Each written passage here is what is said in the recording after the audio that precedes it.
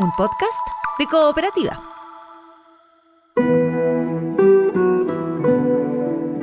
Este es un podcast sobre historias que suceden delante y detrás de la pantalla, sobre las personas que hacen películas, las personas que las ven y las personas que las sueñan.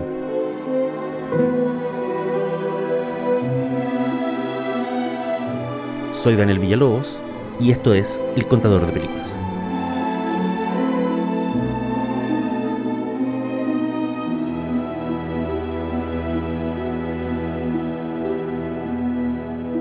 Esto es El Contador de Películas y la historia de hoy se llama Soy su anfitrión, el señor Rourke.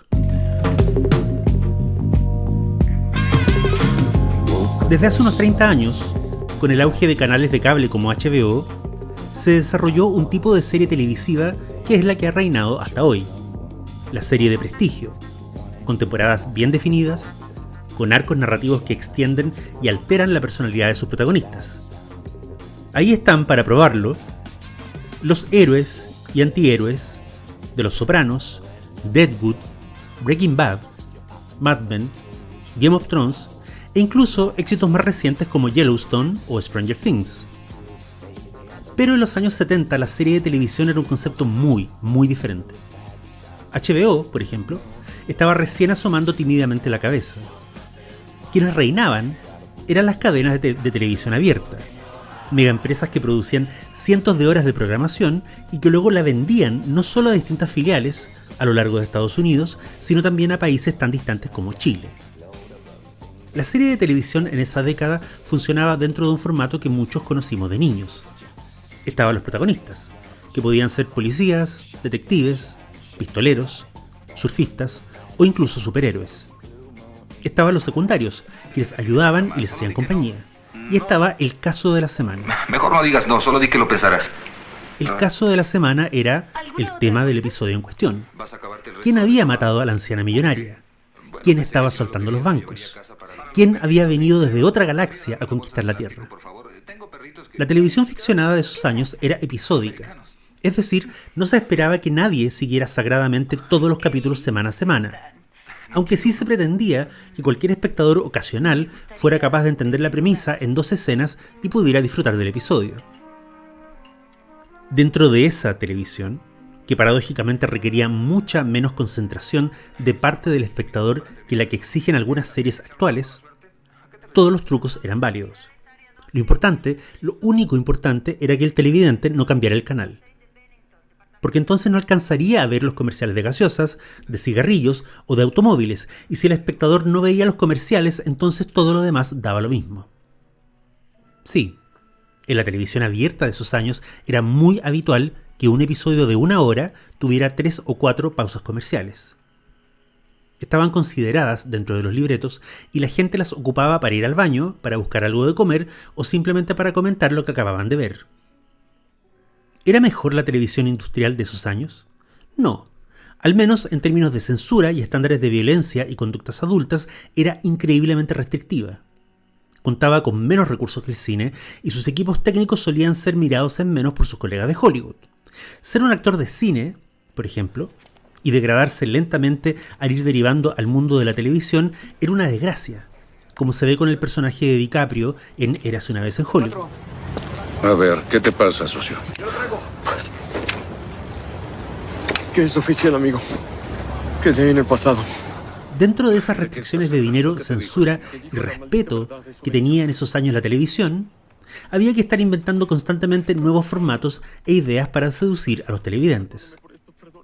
Y una de las mejores de esas ideas, un concepto simplísimo, como todas las grandes ideas, se le ocurrió al productor Aaron Spelling en 1963.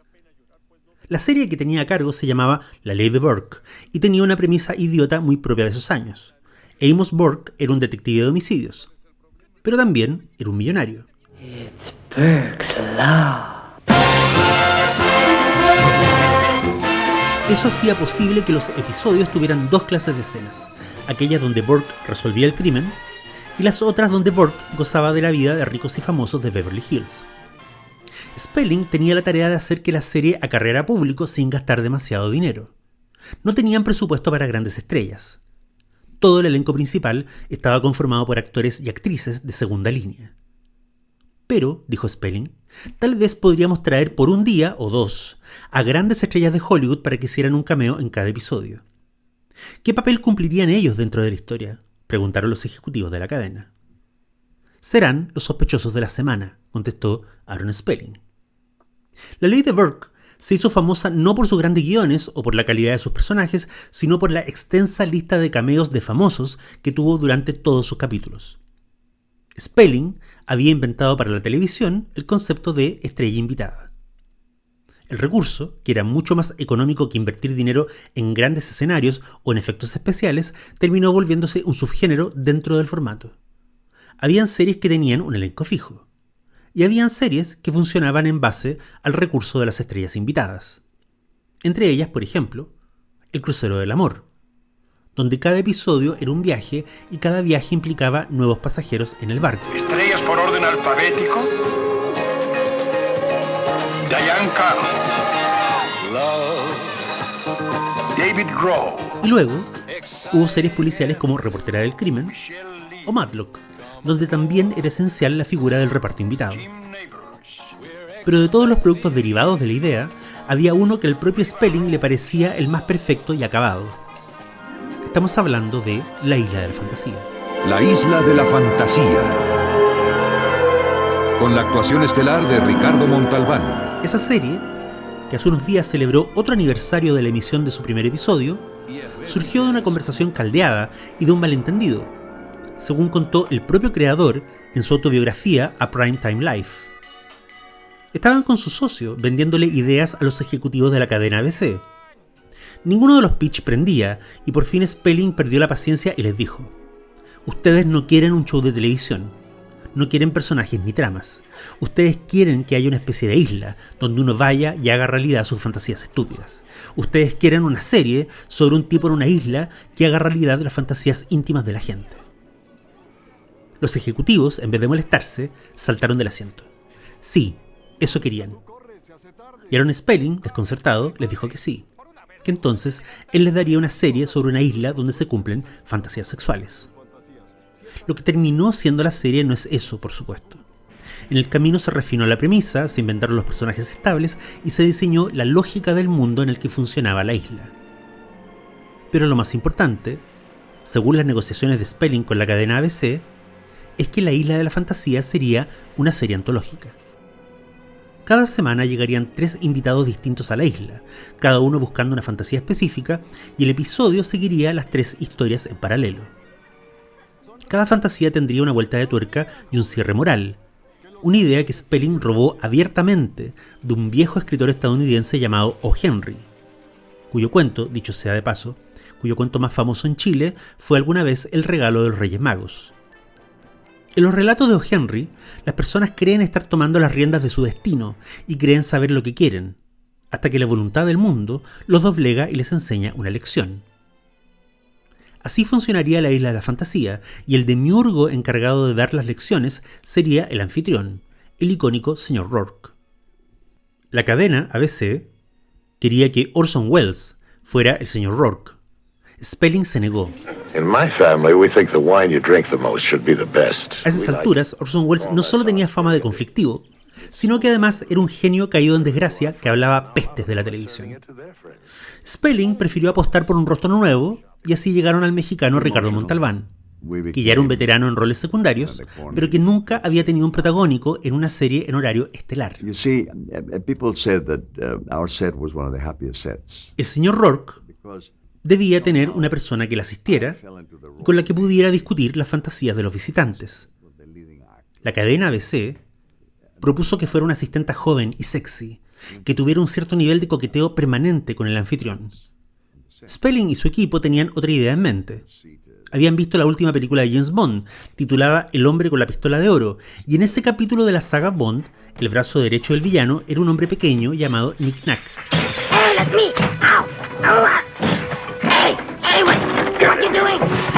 Estaba interpretado por un excéntrico actor francés llamado Hervé Villechaize, y a Spelling le pareció que era la contraparte perfecta para la actitud más señorial y controlada de Montalbán. Cuando lo llamaron para audicionar en la Isla de la Fantasía, Vilches vivía al 3 y al 4. No tenía hogar fijo, dormía en su auto y se ganaba la vida como asistente de un exterminador de ratones. El contrato para ser tatú en la isla de la fantasía le salvó de vivir en la calle. Este dato no es casual, ya que la estructura dentro de la ficción de la serie tenía mucho que ver con golpes de suerte y giros del destino. La premisa era la siguiente.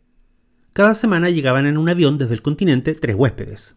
Después de recibirlos con un baile y un brindis, el señor Rourke se reunía privadamente con cada uno de ellos. Todos tenían una fantasía y en algunos casos habían pagado hasta $50,000 para que se la cumplieran. Ser un huésped de la isla no era gratis. Pero es muy claro a lo largo de la serie que no es el dinero lo que motiva al señor Rourke. De hecho, queda claro desde los primeros episodios que no había muchas tentaciones humanas que fueran capaces de conmover al señor Rourke. Y eso es porque el personaje es de alguna manera sobrenatural. Tiene percepciones y conocimientos más allá de los simples mortales. Parece haber vivido siglos. Es amigo de criaturas mitológicas y personajes de la historia remota. En un episodio se enfrenta nada menos que con el diablo, quien por supuesto sale derrotado de la isla. Rourke, muchos teorizaron entonces, era quizás Dios mismo en persona. El propio Montalbán, muchos años luego del final de la serie, lanzó su teoría. Él creía que el señor Rourke era un ángel caído, y que su trabajo en la isla era la manera de purgar su soberbia contra el creador. Lo cierto es que la isla de la fantasía no solo bebió de referentes clásicos como los cuentos de O. Henry o los episodios de La vieja dimensión desconocida. Además, está la conexión con el psicoanálisis. El visitante se ha enfrentado con la carencia o el trauma que se esconde detrás de su deseo. El cumplimiento de ese deseo, en manos del señor Rourke, suele ser una especie de obra teatral terapéutica donde el huésped asume o confirma una sospecha interna. Lo que quiere no es volver al pasado, sino hacer las paces con el presente, por ejemplo. O lo que quiere no es vivir un romance, sino resucitar su matrimonio. Well, Mrs. Sanford, how do you feel today? For the first time I slept peacefully last night. Y no es raro que el formato, gente que viaja a una isla remota a desnudar sus almas, haya sido concebido en el Hollywood de los 70, en la resaca de los sueños hippies y las sectas californianas. En ese sentido, la serie siempre fue una ficción acerca del desengaño. La gente que visita el lugar cree saber lo que quiere. Cree que el cumplimiento de una fantasía específica solucionará su vida. Lo que aprenden durante el episodio, gracias al señor Rourke, es que la fantasía no soluciona nada y que el único camino posible pasa por mirar la realidad con los ojos abiertos. Luego de la serie original que se acabó en 1984, hubo intentos por revivir la franquicia, pero eran proyectos descaminados, y ninguno de ellos, ni en televisión o en cine, prosperó realmente. Para todos los efectos, la isla de la fantasía es y seguirá siendo un artefacto de su época, una historia que reitera lo que tantas personas sabias aprendieron hace siglos. Ten cuidado con lo que deseas, porque detrás de eso tal vez no se esconde el castigo, sino la lucidez. ¿Y qué puede ser más aterrador en esos tiempos, o ahora, que mirarse a sí mismo con los ojos bien abiertos?